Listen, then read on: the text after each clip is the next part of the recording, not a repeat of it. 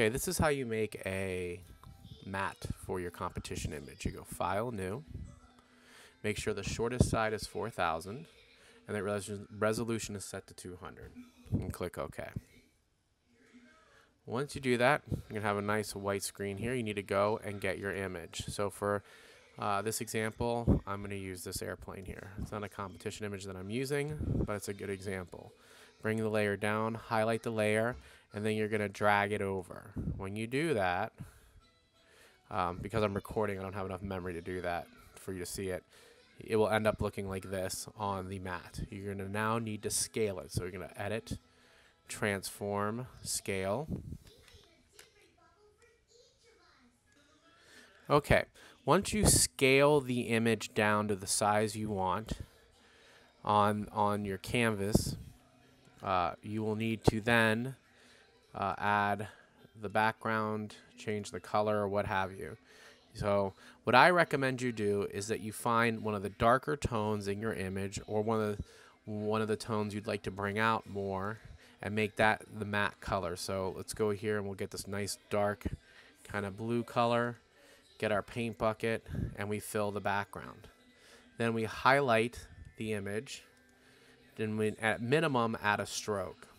I always recommend that you either do center or inside, and that you pull another image that you'd like to highlight, maybe like this light green on the cowling here of the plane. Okay, and let's increase the size a little to about, I would say about 6. You can always change the opacity a little if you like. 35 is way too much.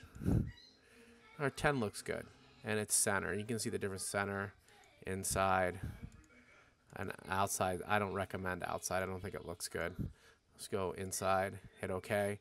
You see now you have a nice framing here. If you want the image to look like it's floating above the mat, you would add a drop shadow. So you come here to drop shadow, and then turn it on, and you bring the distance out a little.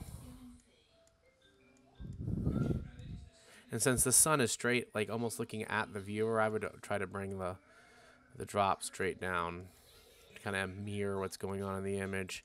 Maybe increase the size of it a little. And then the spread, so it's not quite so harsh. Okay. Now, if you wanted it to look sunk in, you would do an inner shadow. Okay.